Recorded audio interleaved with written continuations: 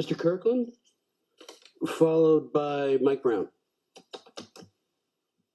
Thank you very much. Gary Kirkland from Atascadero. My wife tells me that I should be hounding you every time it happens, and I've been doing it over the years, but I'm probably going to do it even more. The issue I want to bring up is one of civility. Last week at the board meeting, while we were discussing the LEDGE program, there was, I think, item 16, which had to do with whether nuclear and hydroelectric power would be considered, I think, clean energy. And that was a fine topic to discuss. But one of the board members, who will remain nameless, decided to say that, well, the only reason it's on there is because some of the people here want to curry favor with our representative in the state legislature. Well, that's an example of a false reasoning type argumentum ad hominem. What he's doing there, what he was doing, was impugning the motives of the other board members and the other people who supported that item on the agenda. And that is, in my opinion, item 4 of the civility code, a type of incivility. And so I'm going to be hounding you every time someone does an incivil act like that here at the board meeting. I have a proposed solution. I've talked to a couple of board members about this. I know this board doesn't always follow the Robert's Rules of Orders, although I think they should. They don't always do it. But one of the proposed solutions when somebody does an uncivil act is for a board member, including any board member, to say point of order.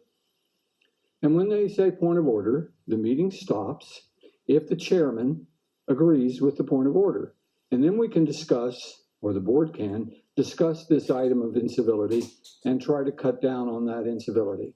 So I'm going to be calling that. I don't know that I have the right to call point of order from the audience. Well, that's fine. If I don't, I don't. But the board and you people do have the right to call for point of order, and you should. Thank you very much. Thank you. Mike Brown, followed by Gene Nelson, please. Mr. Chair, board members, Mike Brown representing CoLab. Given the disclosure of the salacious emails attributed to the 3rd District Supervisor this past Sunday, the board should launch a full and independent investigation of the emails, solicit the records of the DA's investigation, direct all county employees and officials, including Mr. Hill, to cooperate fully. The victims should be requested to cooperate as well. Others with knowledge of these despicable incidents should be invited to meet with the investigator as well. And at the end, the results should be fully published on the public record while protecting the victims and witnesses. You know, this is yet another incident that's been disclosed of threats, midnight phone calls, attempts at false impersonations, which are now the norm attributed to this county, its supervisors and citizens. Some of you on the board have experienced these behaviors directly and have personal knowledge. The district attorney determined that at least 12 emails were sent from Supervisor Hill's home. Supervisor Hill has stated that he did not send them, but that his computer account was hacked and that someone else posing as him sent them. These emails, which have been published, were directed at 2 local media commentators and some others who have repeatedly criticized Supervisor Hill for the very behavior which is now the subject of this issue. The emails are so reprehensible and nasty that they cannot be read in the people's public forum. They, in fact, accuse the subjects and other persons of sodomy and bestiality.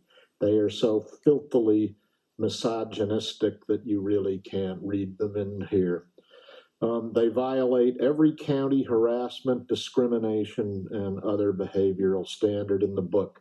If any county executive, manager, or employee were even suspected of such conduct, there would be an immediate suspension with pay.